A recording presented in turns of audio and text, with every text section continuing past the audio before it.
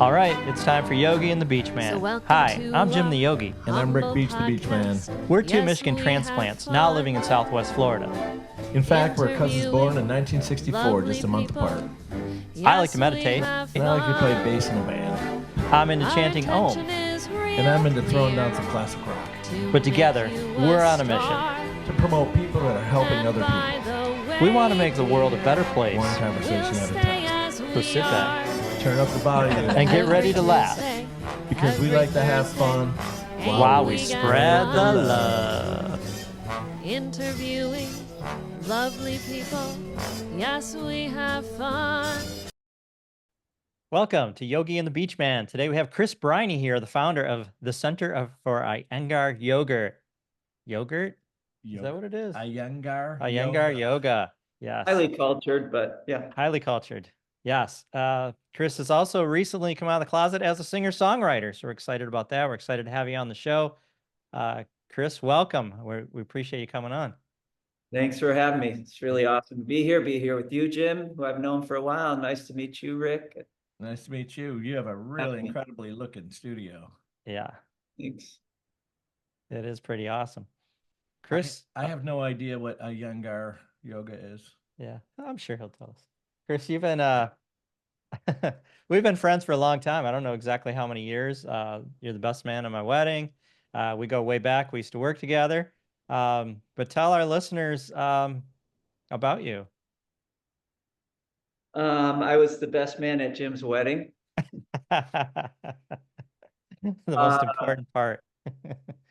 Yeah, what can I say? I'm a human being at work in progress. Yoga is an important part of that. Music is an important part of that.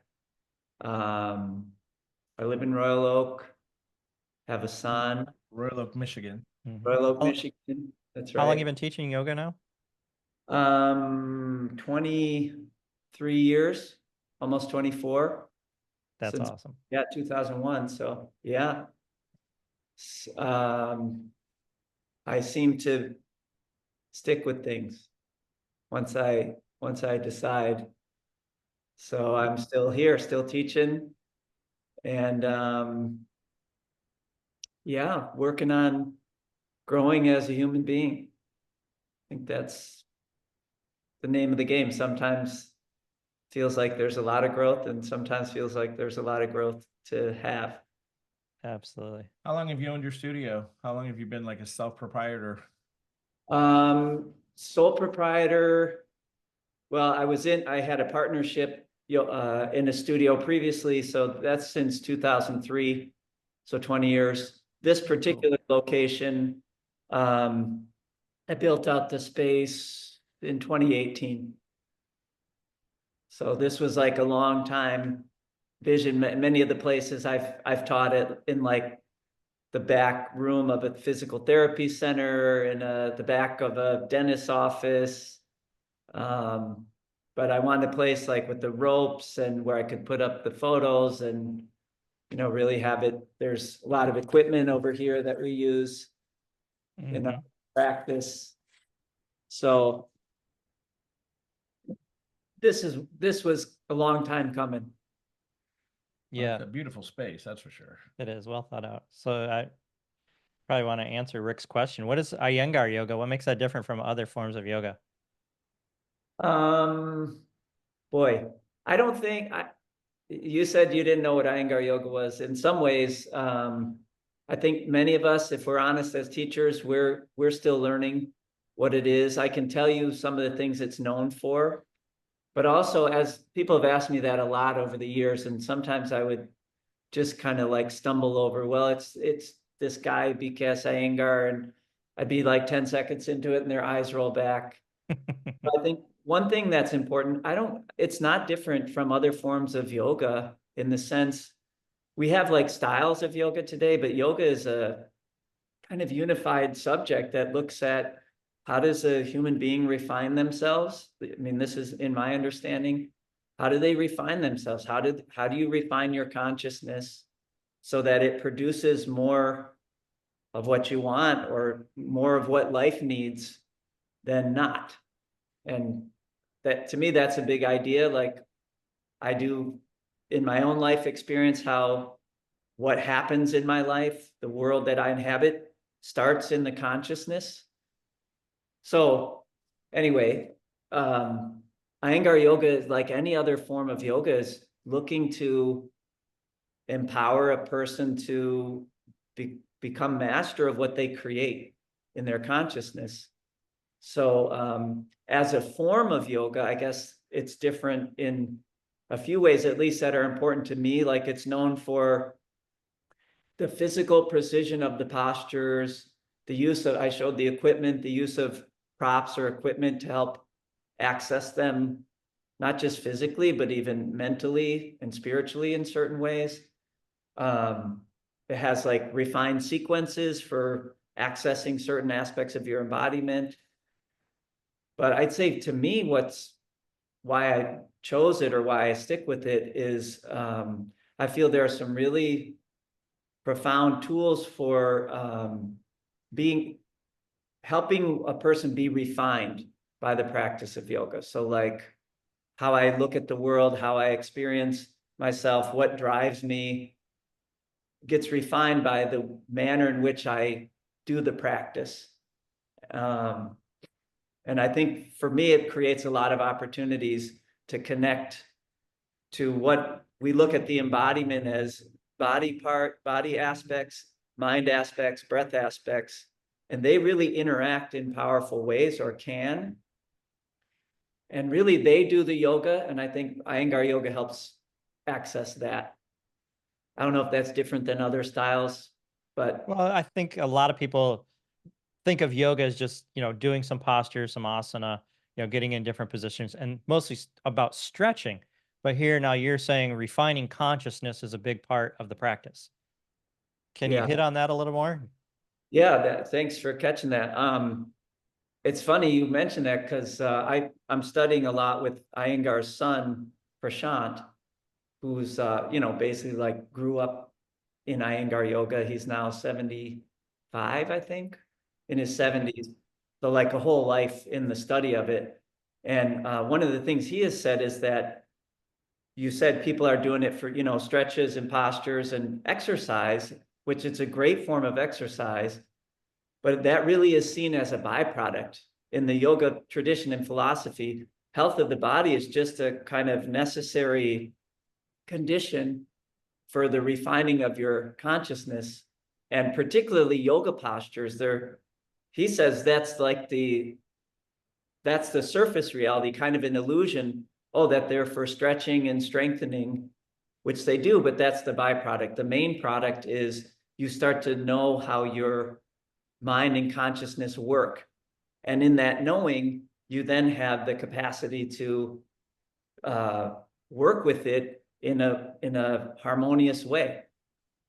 I mean, I don't know about you, but my mind, thoughts, feelings that I carry can either really empower me or make a hell of a mess. And Absolutely. and sometimes it's like, whoa, I did that compulsively. And most of the biggest messes I've gotten in are a result of that, versus can I really be master of the conditions that I experience, that I hold, that prompt me to action. So that's really what a yoga posture can do. I think it takes a lot. And, that's why I said work in progress. But I think that's an important opportunity that gets maybe not enough press in the yoga world. Is like what it can have you do in terms of your thinking, decision-making, perspective, priorities.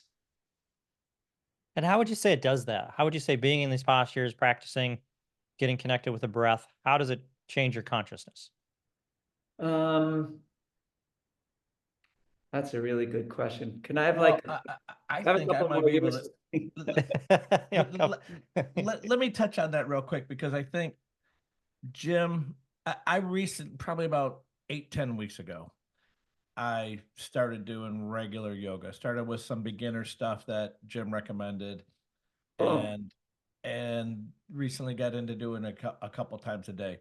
And probably about, and I just told Jim this a week or two back, that it was kind of my goal to get there. So I think it has to be a goal when you start, because frankly, when I started, it was just for the stretching and the exercise. And okay, I'm playing pickleball a couple times a week. I want to make sure I'm in good shape. You know, things. I'm 60 years old. Things tighten up. But then through just getting more educated from Jim and doing this podcast, talking to other people, meeting guys like you, I said that's kind of the goal. And recently, that for me, I'm getting there, where now I can sit in an easy beginner yoga pose that's difficult for me still, but I notice my balance is getting better. And I told Jim just a couple weeks ago, I'm kind of in a different headspace now. I'm really trying to make the connection between the breathing and doing what you're supposed to do in the right place. But then it just kind of goes there on its own. But I don't think if you have the conscious effort or knowledge that to get there, that would naturally happen. Where you need someone like you or Jim, someone experienced. Okay, now this is your goal, not just the stretching and this hamstring feels better.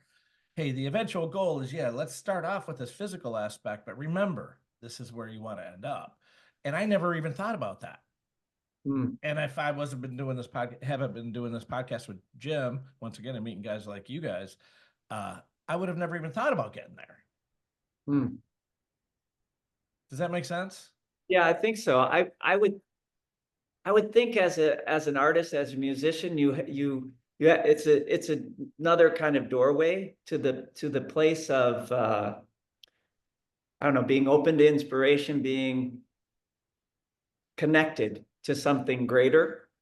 There was something else you said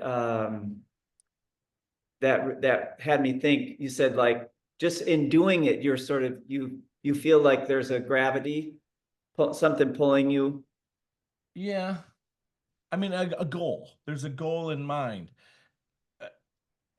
and so now when I'm doing my 30 minutes in the morning, I really want to try to start the day. I have a goal of I want my head when I finish to be as clear as possible. I want to try to almost make it a meditation while I'm doing the yoga too, and just be able to only focus on that and keep all the other thoughts out of my head.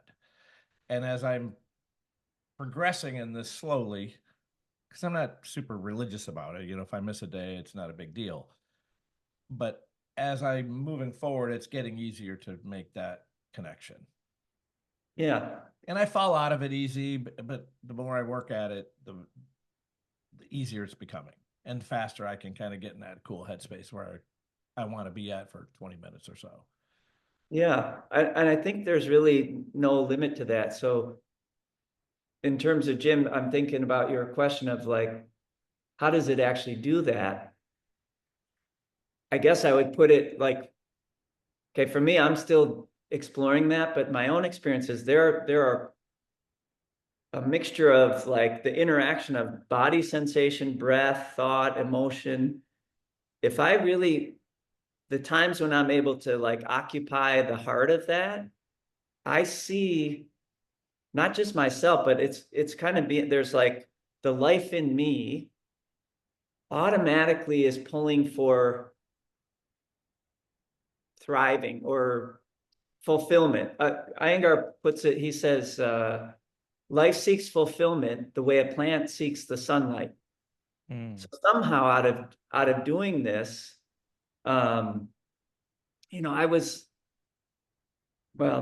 wasn't the healthiest person when I started.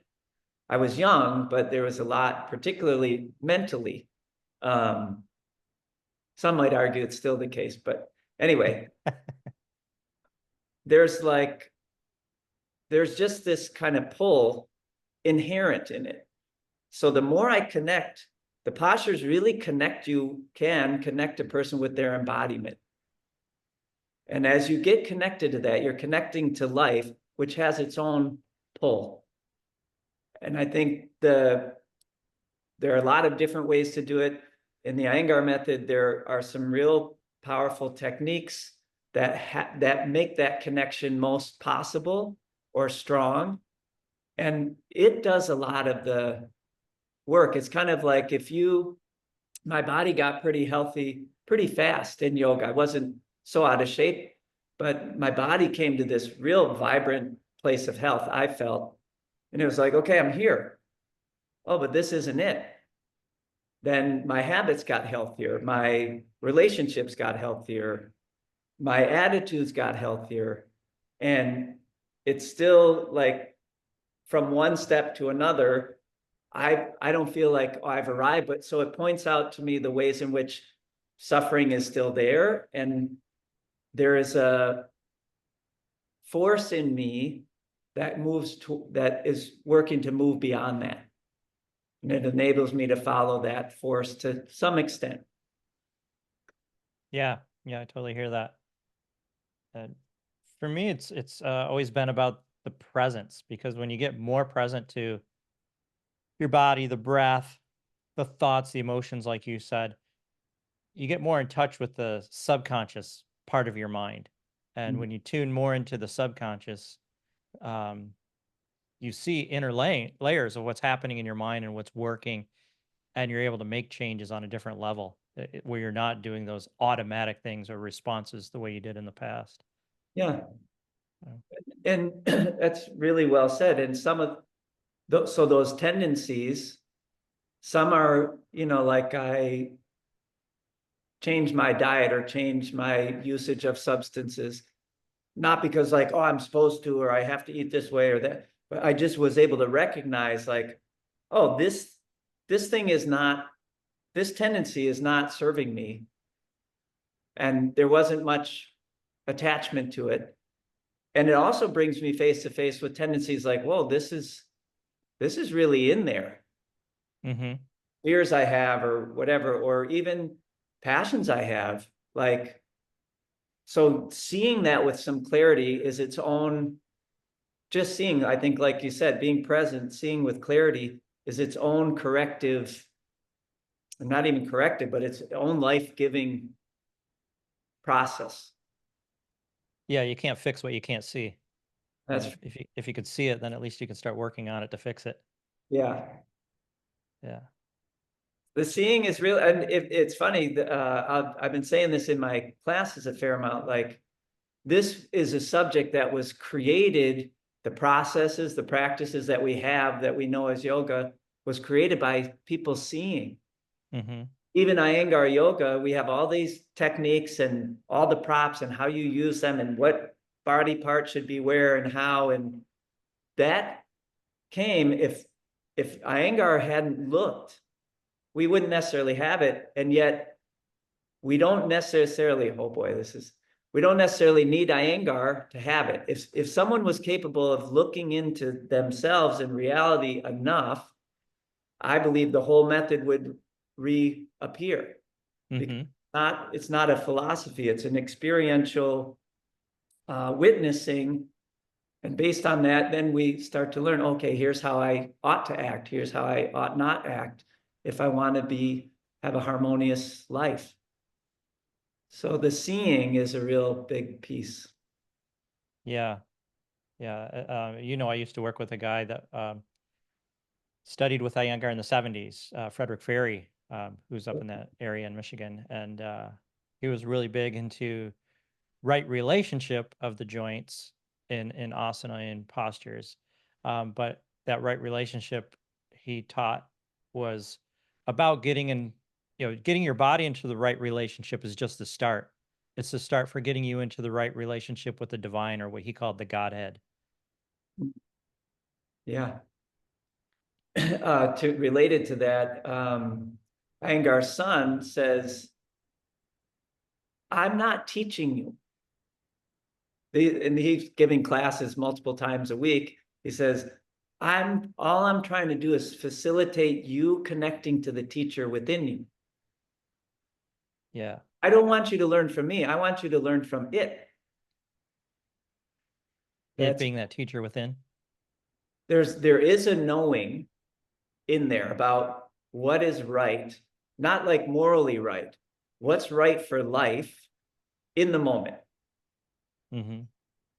And that's one thing I love about Iyengar Yoga that's missed. It's like, oh, you should do like this and that, and your foot here and this, and all that is doing is to facilitate some kind of clear viewing. But what you really do in the poses, that's something that you can only discover, I think, from within. Yeah. How all that technique is applied, how it ought to be applied for you in that given day, that given situation, that's something that you have to read from within. So if I walked into your yoga studio this afternoon and I said, hey, Chris, nice to meet you. I'm Rick. I'm a very beginner novice yoga student. What, and I want to start this yoga journey. What would you tell? What should my goals be? When I literally am that person. Your personal goal, I would say, first and foremost, should be just to find a way to make it consistent, so that you're touching the practice with some regularity. Do learn sufficient tech. There are techniques for making sure it's safe. That's important. And also there are things you can do to make sure it's effective, meaning the like the inner experience is getting catalyzed. So for me, I would say come to my Wednesday night beginners, because we go through things like standing postures are quite useful, I think, because you're very much asked to telegraph your awareness, your attention, your intention through the whole body. So you start to get connected, brain to your limbs, to the trunk, them to each other. And I think that's an important part of being able to connect further deeply within. But I guess your goal would be to like get in the saddle and stay in the saddle. Because I think you do those two things. So over time, it's important to get some education about really what are the aims. How do I approach the subject? How should I relate to it? So you get some perspective. But I think initially it's take up the practice, stay with the practice, and then keep trying to understand what it actually means to practice. So I guess that implies the no. I see what you're saying, because it is a slow walk. I'm not sure your guys' experience when you first got into the yoga scene, but it probably wasn't. I mean, you didn't wake up one morning and say, hey, I'm going to go be a yoga and work in Northern Michigan for X number of years. You could probably, hey, bought a yoga tape off QVC or something. Or I don't even know if they had them back then, but it was a small church class, a class at a church that I was just curious about. Yeah, something like that changes your life, and you don't even know it's gonna at the time. Yeah. And it's taken me probably a few months to say, hey, the goal is not, at least for me, at first, like I said earlier, the first was just to get the physical exercise, the stretching and stuff. But now, and I think it does take a while and a little bit of, I guess you don't know I didn't know what I don't know, and I still don't know what I don't know. So as I'm learning about these things, I didn't even consider that, or I didn't even think that would be beneficial if I went off this avenue. And that's where instructors that are more experienced can kind of touch you in that direction. But if you just kind of nudge and you find out for yourself, okay, that's a little bit, then it wants to be discoverable. It's like telling a 20-year-old kid not to eat that bag of chips because the seed oils are eventually going to clog your arteries and kill you. I don't care because I'm only 20. And but now if you're 40, 50, 60 and you're saying, man, I shouldn't keep eating this crap. That's the same that I've noticed in my path on this. I started off as a physical thing, and now I'm really working on the other aspects of it mentally and using it to get there. And it is, I don't want to leave the impression that it's like we live through the body, the mind, the spirit. All of them are important to, like, I don't want to put one above the other. I think culturally we tend to put the body, and in my own ways, I put the body above the others. And I find that that's usually a cause for some distress. Because, well, the other piece is yoga recognizes that the journey of yoga is lifetimes, not a lifetime. And you said, like, I mean, in many ways, I've been practicing for 27 years, I think, something like that. Yeah. And there's like so much to know, so much that I don't know, so much that I don't know. And it helps me from time to time. It's a little overwhelming, but to think like, oh wait, this is bigger than one life. I don't know about past lives or future lives or anything of that, but it's like, if it feels like it's going, I mean, just the Iyengar's writings alone, I don't know if I can read that fast and absorb it in however many years I have left. There's just that, but there's a lot beyond and a lot within to explore. So each has its mystery, body, mind, soul, and it takes time for it to come to fruition, time and effort. So, you know how when you're in a certain situation, maybe with you playing guitar, learning a song or learning a new song, especially trying to figure something out. I don't know if it's the same with you as it is with me, but I can literally block out the entire planet if I'm in that headspace. Someone could be talking to me. There could be two cats fighting on my sofa, and I wouldn't notice it because I can just block it out. I've had that same experience when I used to do a lot of wade fishing when I first moved to Florida. I could be out in waist deep water hunting redfish or snook at 7 or 6 in the morning on a perfectly calm morning, and then you just focused on that, and everything else is gone. And I've kind of made those connections that's the space I need to get to when I'm doing yoga, because once again, I kind of look at it as a meditation almost that's not really meditating. It just happens on its own. That's kind of what I've look at that I want my goal to be as I'm getting better at yoga in the short term. those are the best moments. I guess I would just say, like, as a teacher, it's also really important and challenging to take it as it comes. I would say maybe more often than not. With music, it's a little different. There's a kind of absorption that comes, which I've been really thrilled to, I would say, like, finally allow myself to experience and savor. But it's sometimes wild. Like, I'm on my mat, but internally, I'm on a mechanical bull of my mind, just trying to hang on. And so letting it be what it is, for me, to let it be what it is without judgment it's a work in progress, but it's like I give myself a lot of space. I expected a lot of myself at different times. Like, I need to be able to calm my mind. I need to think only virtuous thoughts. I need to have only, G-rated desires. And that was crazy making. Like, I need to bring this human being as it is and let it unfold. Yes, I need to keep drawing myself back to whatever.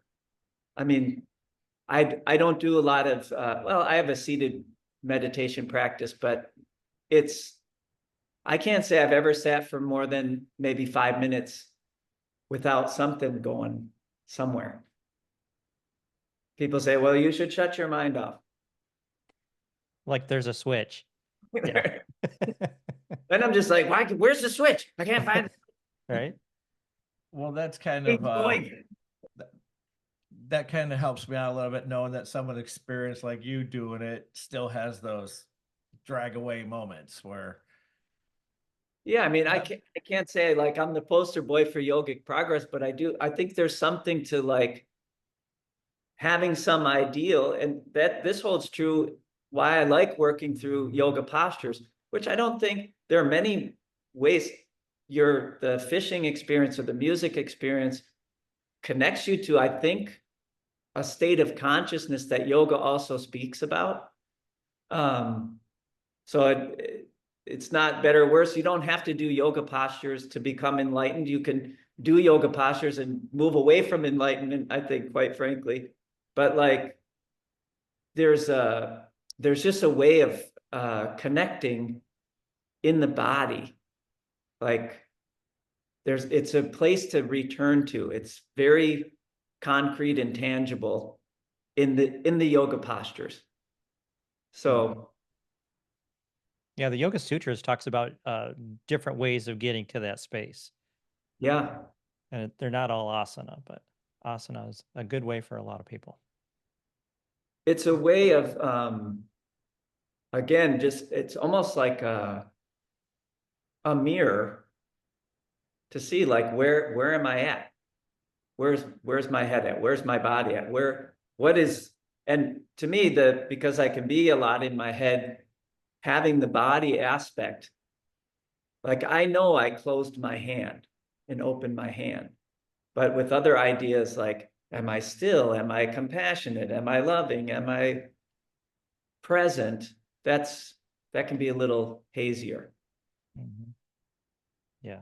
How much Oh, that's empathy am what I I was going to having? say. I lost track a little bit, but I was going to say one mistake I think people make is even expecting in their postures to look a certain way or be a certain way. There are certain biomechanical facts about the body, so there are certain things you should do or avoid doing to be safe and again effective.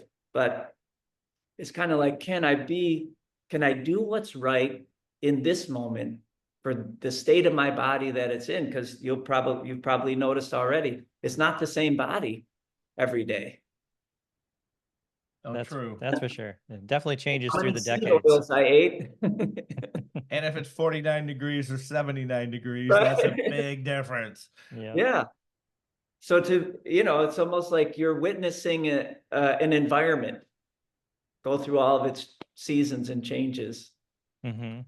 Yeah. You said something earlier that I literally put down in quotes, and I'm going to write on my whiteboard over my desk at home when I get there. This tendency is not serving me. And that's kind of you could like really bitch slap yourself if you wanted to do some retrospective thinking on that, couldn't you?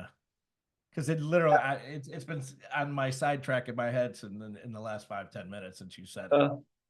Well, I'm looking at a couple of those in myself, more than a couple. I'm looking at some of those in myself right now, like, wow, after all these years. It's still there.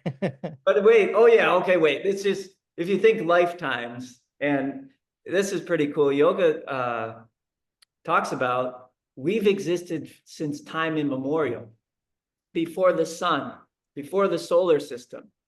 Not as like Rick and Jim and Chris, but the consciousness. So when I think about it, that's like billions of years. And it also lays out these cycles of creation in the billions and billions of years that this creation has manifested and dissolved or whatever. And the thought is that as some life form, we've existed. So when I look at that, like 27 years to billions and billions. Right. I'm all right. I think you're all right, Chris. We got time. You're all right too, Jim. No, well, when it comes down to it, we're just so inconsequential. Like Yeah. if you shrunk the Earth down to the size of a cue ball, it'd be smoother than the cue ball. Mm-hmm. So Mount Everest is massive to us, but it's just nothing in even the little scheme of things. Yeah, I think We're on even Mars tinier. there's a mountain that's almost 80,000 feet On Mars? on Mars. Yeah. Yeah. Wow. And there's actually a trench in the ocean by the Philippines that's over 30,000. That Marianas Trench? Yeah. Yeah. Which you could bury Everest in. That's insane. Hey, I saw on the Yoga Association of Greater Detroit's website, I don't know if you're still doing it, but that you were teaching some incarcerated juveniles. Yeah, I'm not doing that. That sort of ended around COVID. Oh, yeah, that makes sense. Yeah. You want to hit on that a little bit? What that experience was like for you? No. Well, okay It was, then. that- it was super, I'll just say, because it was really humbling. Yeah. I in some ways got my ass handed to me because I thought, well, here I am, Mr. Yoga, I'm going to bring this wonderful thing to these young men and they're going to embrace it and it's going to totally transform their lives. And I not so much. I wish I had really just come more receptive. Okay. Okay, what are you showing and what can I give? I think and I shouldn't put it all that way, but there were some real challenging moments. Mm-hmm. And I did see there were some connections made. But I guess if I've thought about it a fair amount over the years since and thought like, wow, okay, yeah, I had some kind of my own agenda. And Mm-hmm. there was a lot there that maybe I missed based on, and plus it's tough going into, it was a little bit rattling to me going into like it's a lockdown prison Yeah. for boys basically. I mean they're 14 to 18 years old, but Mm-hmm. doors locked, slam, and Yeah. so I had some moments, like we had great moments getting where my feet were under me and it was just like, okay, what's important to you guys, and providing something there. And then there were also moments where I was like, okay, I have to teach a certain way and it's going to go this way. And they were not about to be corralled. No. So I guess I have a little bit of a lot of gratitude for what I learned, and some regret that I felt like I would have liked to have reached them a little more. Well, certainly since then, you've probably had similar opportunities with people that weren't so receptive and used that experience to take a different tact and make yourself smarter in that aspect of, Yeah, so it all works out, right? absolutely. And it definitely has shown me like that. I don't know that I would have learned that so clearly otherwise, that like it doesn't matter because there is great material. And that's something as a teacher, like you can have great knowledge, but how you deliver it matters. Yeah. So yeah, I'm grateful I did it for sure. And I found it very humbling. Yeah. I can imagine. I actually spent 10 days in Hamtramck jail. Um, Not one of my proudest things, but I had missed a child support payment and a half over a year, and my ex pushed the envelope to make sure the judge made me pay for that, and he gave me 10 days in Hamtramck jail. And my lawyer's like, "Oh, don't worry, they're overfilled. They'll walk you in the front door and walk you out the back door. You won't do 10 days." But I was there all 10 days, and it's a pretty intimidating feeling from that side of the bars as well.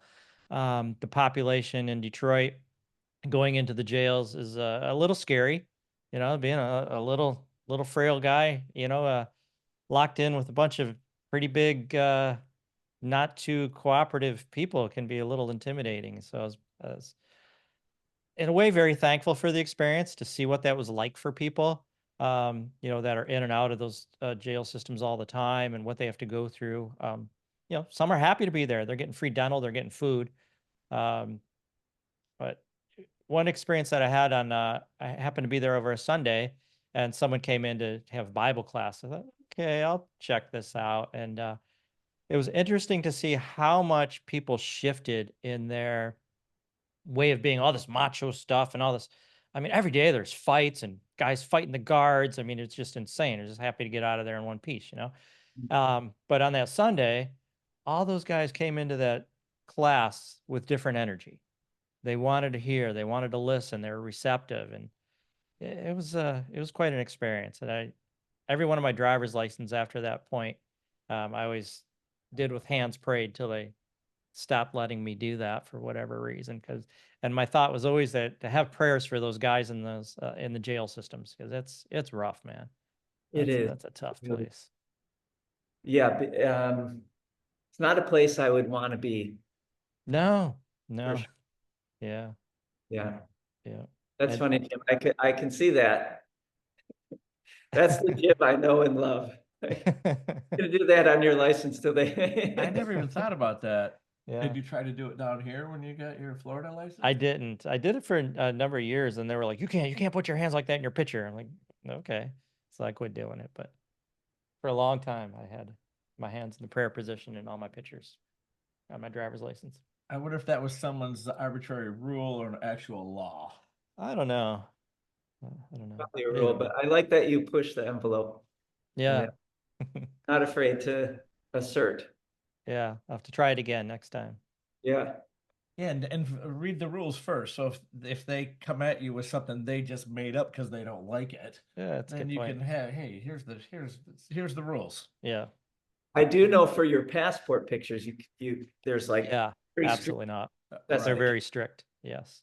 Yeah. So how did you start? You've been playing guitar 30 years, I think you said? Yes. Well, I got my first guitar at 18, so At 18. Okay. and piano since 7 years old. Okay. So you've been making music for a long time. Yeah. And just recently you broke into the music scene in some venues. Yeah, I've played like the Royal Oak Farmers Market. There's a coffee shop in Hazel Park.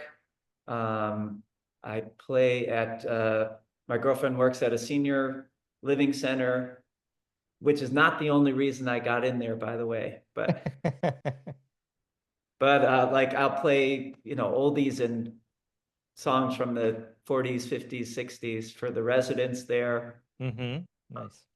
And there's some other, I've actually set up a couple concerts here at my studio.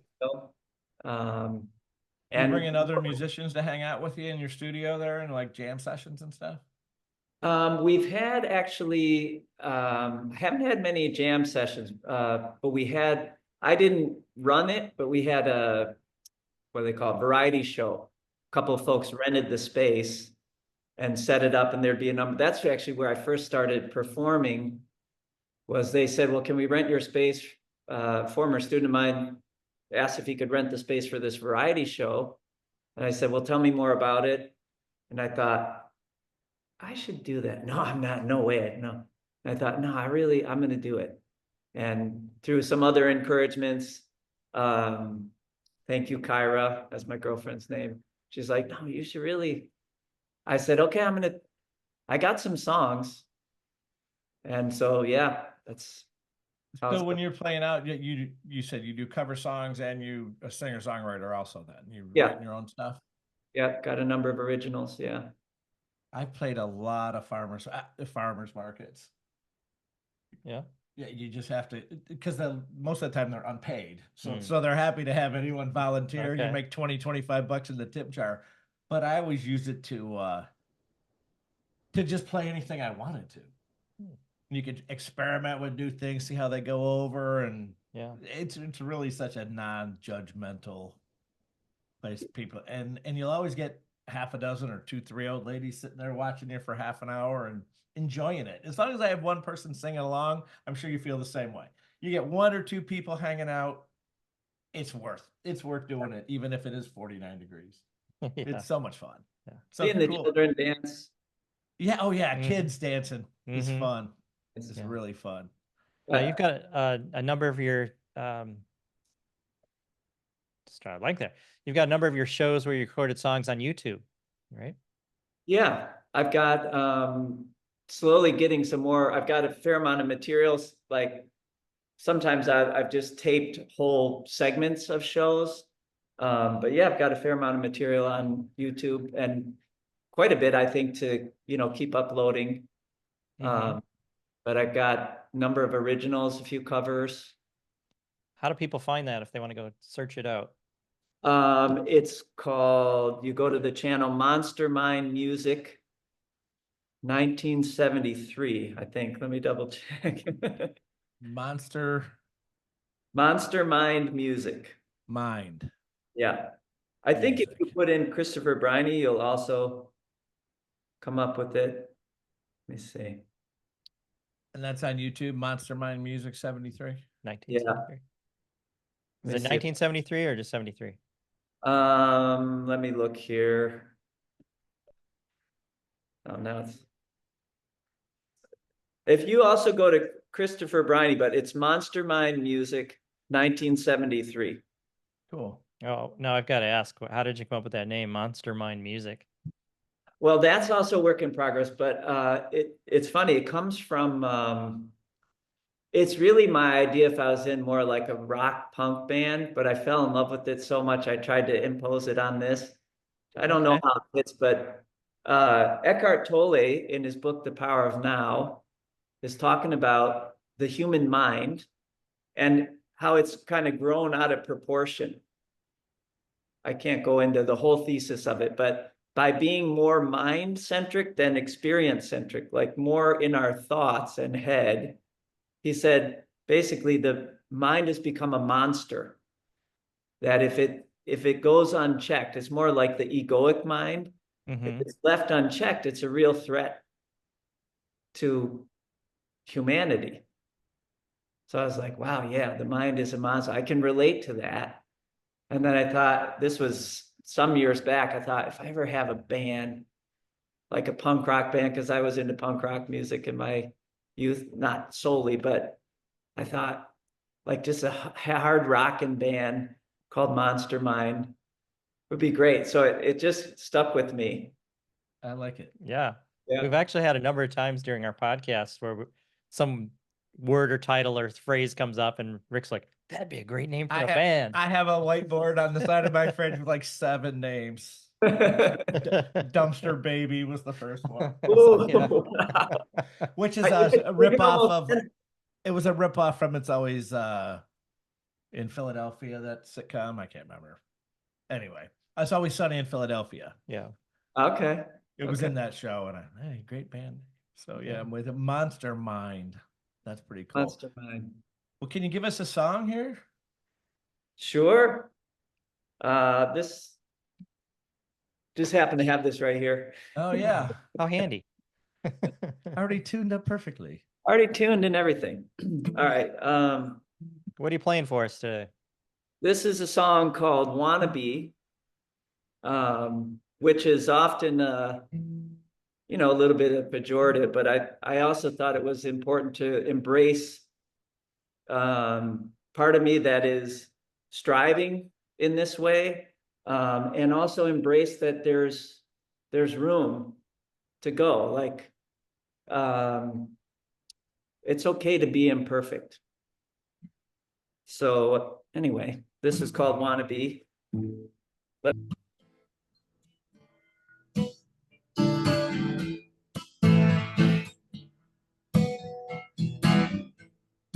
Wanna be seen,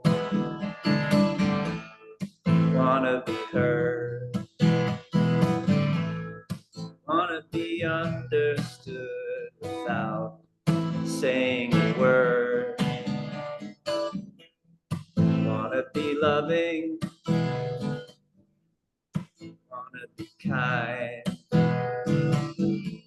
wanna be strong in body, stable mind. Wanna be generous, wanna be virtuous, wanna be quintessential, not superfluous. Wanna be balanced, wanna be calm, wanna know my soul is safe, right in God's palm. This is what I want.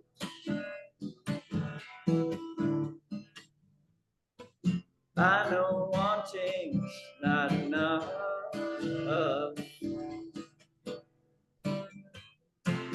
Okay, wanting's not enough. It's not enough. All right, okay. But it's a start.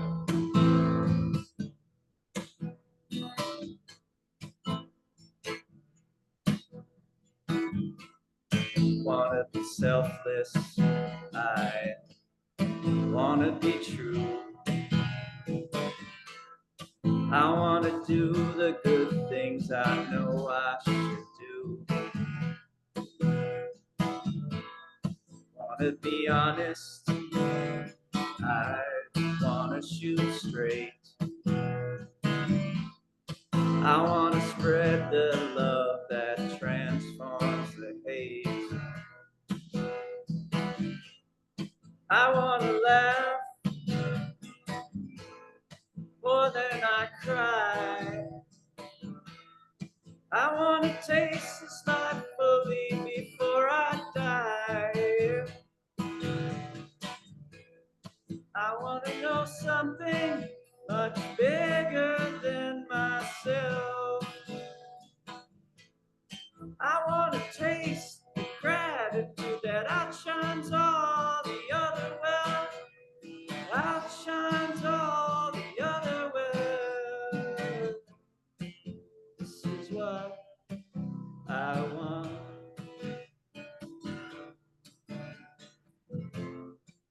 I know wanting's not enough.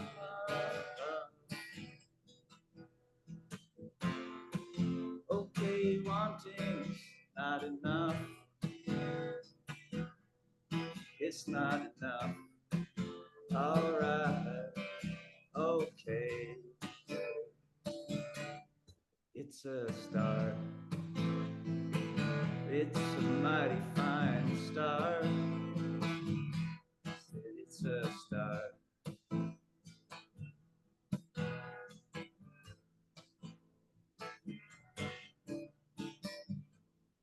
Wanna speak plainly, I wanna sing free.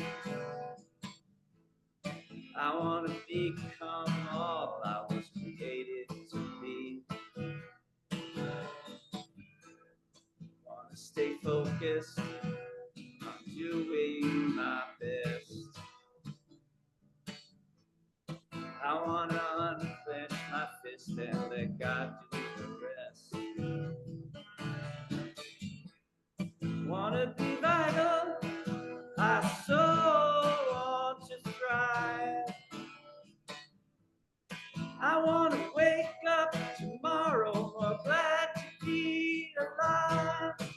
I'm alright, just wanna be alive. I'm alright, I just wanna be alive. I'm alright, I just wanna be alive. I'm alright, just wanna be alive. Just wanna be alive. Just wanna be alive.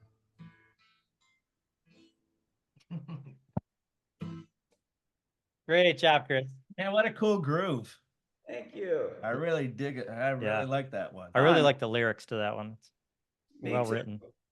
And that one's on YouTube under Monster Mind Music 1973. It is. I'm going to listen to that again today. There's I think it's a live performance there, but So more to come. What's that? More to come. More to come. I love it. So Nada yoga is like this whole branch of yoga that's about music and stuff. Where do you make a connection between your yoga and your music? It's a great question, and glad you know that to ask. Here's my response. Like for a while I didn't, and actually there was a point where I had this, I can have like a fundamentalist attitude sometimes. So I was like, okay, well, I want to do yoga, but I want to do music, but you can't serve two masters. So I put the music aside And I'm smiling and laughing because like I've seen they really enrich each other so much. And I'm not super familiar with, you know, the teachings or concepts of Nada yoga, but for sure there's like vibration. We work, that's even in the yoga postures, you're working with vibration, you're working with chemistry. So just making a choice for myself, like, you know what, no, it's not like it's one or the other, or one's better than the other, but how do they actually fit together? How can I bring them together and relate to? Thing I like about Nada yoga is like, I thought there's the spiritual side of my life and there's the music. And then one day it was like, wait a minute, how in the world is music not spiritual? Right. Like, Yeah. whoa. So I'm interested in exploring more how I like the concept of how sound can be a kind of inner engineering, to use a different phrase, but like I've heard that phrase before. yeah, another great Again, inner what? yoga. Inner engineering. Inner engineering. One of the gurus that Chris and I both learned from. He teaches a program called inner engineering. Yeah. Well, I've told Jim before about, I've told the story a couple of times when I go to church on Sundays, and I played hooky the last couple of weeks, but one of the best parts of it is the music and the band that they have. It's just about 8 or 10 incredible musicians, 4 vocalists, and it just really is totally top shelf. And the energy and the vibe, it just puts you in a great space to hear a good message. And that it's so much, yeah, the music and the energy, and just, you know, it's odd. It seems odd to me that you had difficulty making that connection till when it's such a natural merge. Yeah, it's just it's surprising to me to look back on, but on some level it's always been there. As I've thought about it, like there's always been some element, even when I was like, okay, I'm not doing music, I have piano at my house, I would just sometimes, like, I couldn't resist, I just had to sit down and play. Mm-hmm. But taking it up as there was a period in my life where it was, for whatever reason, it was like yoga was the discipline, but there is a discipline to playing, and really, again, looking into like, how do you take sound and make something with it? And hopefully something that is of service to others, really, because. Well, I'm definitely going to check out some more of your stuff on YouTube. Cool. That was a cool song. Maybe I'll do a cover version of it and send it back to you. That'd be great. Yeah, music can really lift your spirit, right? Oh, for sure. Yeah. And express a lot. Yeah, absolutely. Yeah, I found it very, very healing, very nourishing. Yeah. So what's in your future, Chris? Yeah, that's a good question. I can tell you what I want. Speaking of wannabe. Yeah. Yeah, I really I feel in so many ways, like this is where I want to stay, is really find out what's possible, because like this embodiment is an instrument. And so what I can draw from it, there's actually an amazing virtuoso violinist who was a student of Iyengar's, who came up with that. That was the first place I heard that idea, like his master violinist named Yehudi Menuhin. But he said the human body's, that's our first instrument. So can we draw from it maximum resonance and harmony? And when I say body, at least my understanding in yoga, it's not just your physical body, it's your mental body, your breath body, your feeling body, your tendency body. So it's like, I just want to make the best music possible, the most and best music possible with the embodiment in my teaching, with the instruments.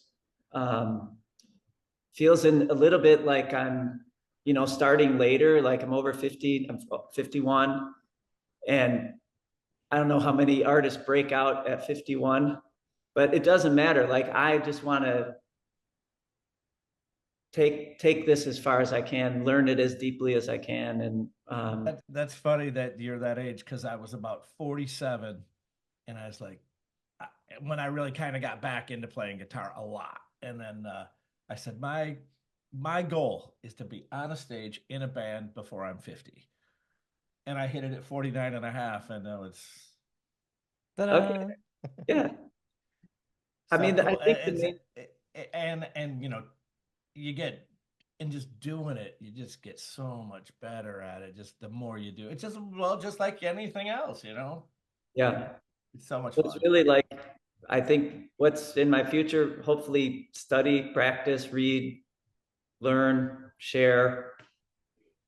Well, if you make a road trip this winter, I think you are planning on coming down, aren't you? come down this way. Yeah, We'll get together. like February-ish. Excellent. Where are you going? Here, I hope. Oh, you're coming here?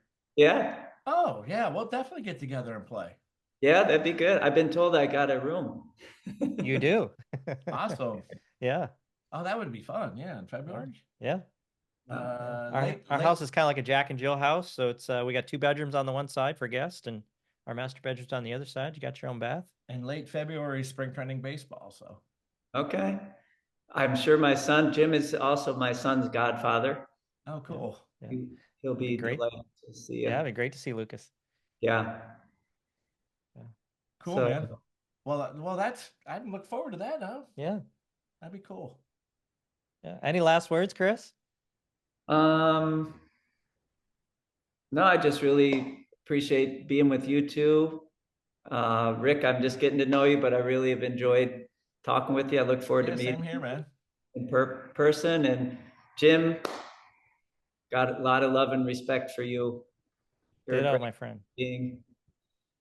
And thanks for the opportunity to share my music and share my thoughts. I hope it serves people well. Well, it's your music now might be going all across the world, because we've had listeners in every continent, I think, now. And Congrats. Tag a couple of his YouTube videos in the description. yeah, we'll do that. You can get them right. Yeah. Anything else for you guys?